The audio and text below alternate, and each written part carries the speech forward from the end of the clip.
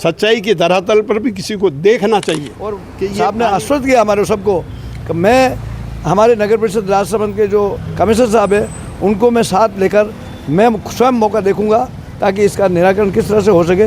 मैं पूरी कोशिश करके ये 1-2 दिन में करूंगा, ये हमारे को आश्वस्त किया था। लेकिन कभी कभी जनहित में काम करते हुए जनहित का ध्यान भी रखना आवश्यक होता है कि ये मैं जो मिट्टी डाल रहा हूँ उससे किसी दूसरे का नुकसान तो नहीं हो रहा है। रेवेन्यू रिकॉर्ड में देखने से पता चलेगा वो वास्तव में खातिरदारी है या नदी दर्ज है, वो तो रेवेन्यू रिकॉर्ड में बताएंगे। उस समय भी ठेकेदार को मैंने संकेत किया कि ये इस वर्तमान में खुदी हुई पे मिट्टी मत डाल, कि कहाँ जाएगी मिट्टी, तो जाएगी उस मिट्टी से वो पानी जाता। भगवान की मेहरबानी, इंद्रदेव की मेहरबानी हुई है, अच्छा पानी हो रहा है, तो उनको तुरंत प्रभाव से तोड़ा जाए ताकि पानी का बहाव सीधा एमडी होते हुए बनास नदी में जावे और इनके लोगों के मतलब घरों में पानी। मेन सबसे बड़ा पॉइंट ही बिंदु ही यही है कि ये इसको 1 फीट ऊंचा उठा लिया गया पाइप को, ताकि उससे ये पानी ज़्यादा बढ़ा रहा।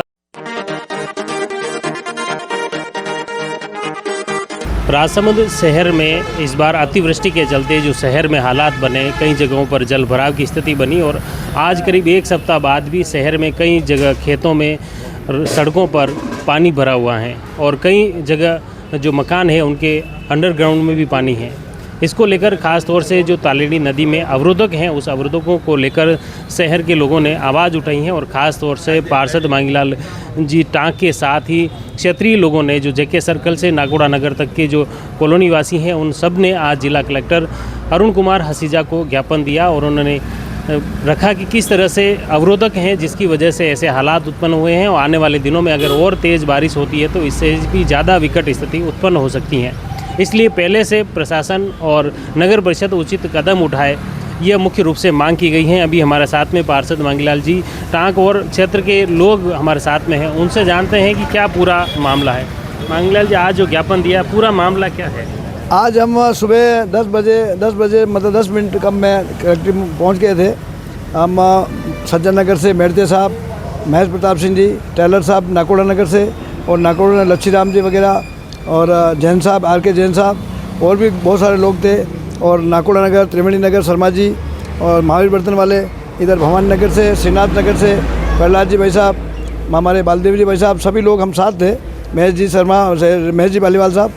और कलेक्टर साहब जो ही मतलब पधारे थे, उन्होंने कहा कैसे आना हुआ, तो हमने कहा साहब हमारी ये समस्या है कि अभी अतिवृष्टि तो हुई है, पर इस पुलिया, टंकी पुलिया से लगाकर एमडी शमशान तक जो इस तालड़ी और गोमती नदी के अंदर अवरोधक बने हुए हैं, जो दीवारें लोगों ने बना रखी है, मिट्टी की दीवारें भी बना रखी है, उस वजह से पानी का बहाव सही नहीं हो रहा है और वो पानी उल्टा मतलब मकानों की तरफ आ रहा है, जिससे लोगों के घरों में पानी भरा हुआ है और लोगों के जो अंडरग्राउंड है उसमें भी पानी भरा हुआ है।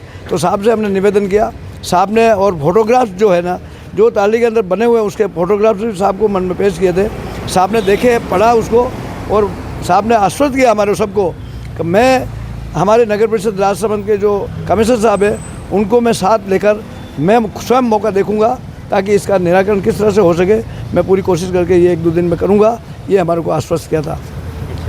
अब कुछ लोग जैसे ये हालात बने हैं, ऐसी स्थिति क्यों उत्पन्न हुई है? आप क्या मानते हैं कि जैसे नगर परिषद ने लोगों ने पट्टे दिए, फिर निर्माण स्वीकृति दी तो बनाए हैं मकान, और ये सर ये जो नाला बना है, पहले तो इस नाले को पूरा भर गया है। ये जब तक इसका पानी का निकासी नहीं होगा तब तक ये पानी घरों में भी जाएगा, कहीं भी जाएगा। तो पहले इस नाले को सफाई किया जाए और तालेड़ी में जो अवरोधक किए हुए हैं उनको हटाया जाए, मेनली यही चीज़ है। नहीं तो अवरोधक किसे मानते हो आप? केवल कोई मकान आ रहे हैं अवरोधक में या कोई अलग अतिक्रमण है? अतिक्रमण भी है जो भी, तो अतिक्रमण को भी हटाया जाए, तो उस अतिक्रमण से हटाने से ही सब चीज़ सुविधा होगी। अच्छा, मेन मतलब खास तौर से जो ये चीज़ आ रही है अतिक्रमण किस तरह की? सर जो नदी बनी हुई है गोमती नदी, वो रेवेन्यू रिकॉर्ड में देखने से पता चलेगा वो वास्तव में खातिरदारी है या नदी दर्ज है, वो तो रेवेन्यू रिकॉर्ड में बताएंगे। पर जिन जिन लोगों के पास में खेत है उन्होंने जो कब्जे कर रखे हैं, जिन्होंने दीवार बना रखी है, जिन्होंने एक मिट्टी की दीवार भी बना रखी है और पक्की दीवारें भी बना रखी है, रास्ता ही मोड़ दिया, मतलब रास्ता मोड़ दिया है ताकि उससे पानी भर के। उन्होंने यूँ किया है कि पहले जब सूखा था उस जल स्तर को बढ़ाने के लिए उन्होंने रोक लगाई थी, पर अब 5-10 सालों से भगवान की मेहरबानी, इंद्रदेव की मेहरबानी हुई है, अच्छा पानी हो रहा है, तो उनको तुरंत प्रभाव से तोड़ा जाए ताकि पानी का बहाव सीधा एमडी होते हुए बनारस यूनिवर्सिटी में जावे और इनके लोगों के मतलब घरों में पानी नहीं घुसे। ये अगर पिछले 15-20 साल पुरानी बात करें तो पहले क्या स्थिति थी?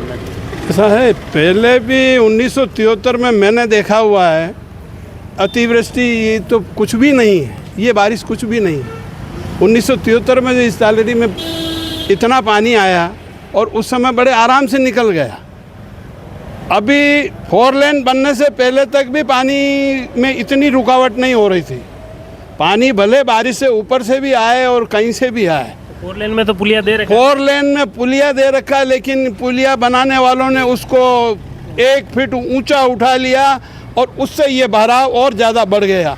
मूल मकसद की बीमारी 4 लेन बनाने वालों को, उस समय मैंने उन बनाने वाले इंजीनियर और उनको भी कहा था कि आप ये पहले जो रोड बनी हुई है, इस पुलिया का जो ये पाइप वगैरह डाल रहे हो इसी लेवल पे ही डालो, आप इसको ऊपर मत उठाओ।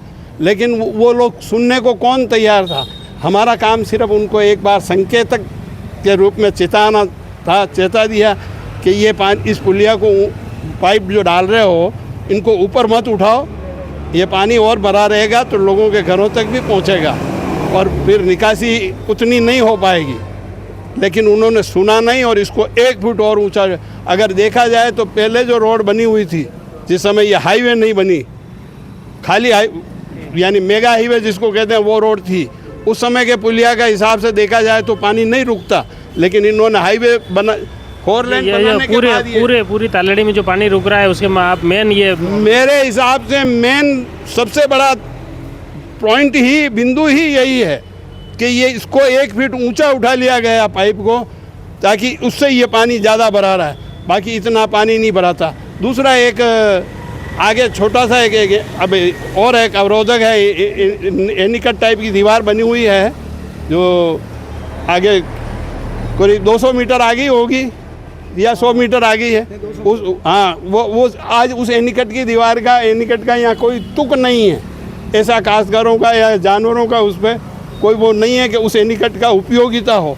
उस एनीकट को भी हटवा दिया जाए तो शायद इतना पानी नहीं भरे। अच्छा, ये कर देने से इस समाधान की दिशा में हम एक कदम और बढ़ेंगे, घटेंगे नहीं। आज जैसे प्रशासन ने पहले भी रोड पे भी पानी भर गया था, फिर नगर परिषद ने पाइप बिछाए, इस तरह के रास्ते निकाले, लेकिन ये फिर भी स्थायी समाधान नहीं हो पा रहा है। ये रोड पे तो पानी ऐसा है, थोड़ी सी बारिश ज़्यादा क्या हो गई, एक तो जो पानी निकासी का जो स्थान 6 नवंबर को जो रोड पे खोदा गया था, 6 नवंबर को रावल साहब 24 में, हाँ 6 नवंबर 24 को रावल साहब जो आयुक्त थे उनके समय में ये खोदा गया। वर्तमान में जब ठेकेदार ने उधर नई नाले निकालने के लिए खोदा और उसमें मिट्टी अगर नहीं भरी होती इतनी, जब उस समय भी ठेकेदार को मैंने संकेत किया कि ये इस वर्तमान में खुदी हुई पे मिट्टी मत डाल, कि कहाँ जाएगी मिट्टी, तो जाएगी। उस मिट्टी से वो पानी जाता हुआ भी रुक गया, इसलिए ये रोड पे इतना पानी आया, वरना ये पानी भी रोड पे इतना नहीं आता। सच्चाई की धरातल पर भी किसी को देखना चाहिए कि ये पानी, कोई ठेकेदार काम करे, निश्चित रूप से काम जनहित में ही कर रहा है, ऐसी बात नहीं है, हम उससे इनकार नहीं करते। लेकिन कभी कभी जनहित में काम करते हुए जनहित का ध्यान भी रखना आवश्यक होता है कि ये मैं जो मिट्टी डाल रहा हूँ उससे किसी दूसरे का नुकसान तो नहीं हो रहा है। ये अगर थोड़ा सा वो ध्यान रखता तो शायद रोड पे आज इतना पानी जो देखने के बाद मिला वो नहीं मिलता। बिल्कुल, ये वास्तव में नगर परिषद के साथ ही न सिर्फ प्रशासन को खास तौर से इस पर ध्यान देने की ज़रूरत है। जिस तरह से इन्होंने ज्ञापन दिया, आप लोगों ने बताया है कि जो अवरोधक हैं, किस वजह से पानी यहाँ पर रुक रहा है, क्यों लोगों के घर में घुस रहा है, सड़क पर क्यों पानी आ रहा है, इन सारे मुद्दों को लेकर आपने ज्ञापन दिया है। और निश्चित तौर पर जिला कलेक्टर द्वारा यह आश्वस्त किया गया है कि वे खुद इस मौका को देखेंगे क्षेत्रीय लोगों के साथ, नगर परिषद के आयुक्त के साथ, और इस समस्या के समाधान की बात कही है। अब आने वाले समय में जिला कलेक्टर मौका निरीक्षण कब करते हैं, समस्या के समाधान को लेकर आगे क्या कुछ कार्रवाई होती है, वह देखने वाली बात है। हमारा प्रयास रहेगा इस घटनाक्रम से जुड़ी हर अपडेट आप तक लगातार पहुँचे। आप जुड़ी रही जबरदस्त न्यूज़ के साथ। धन्यवाद।